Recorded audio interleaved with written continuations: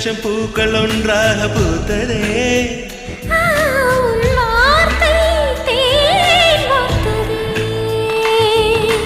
மௌனம் பேசியதே, குளிர் தென்றல் வீசியதே. ஏழை தேடிய ராணி நீ என்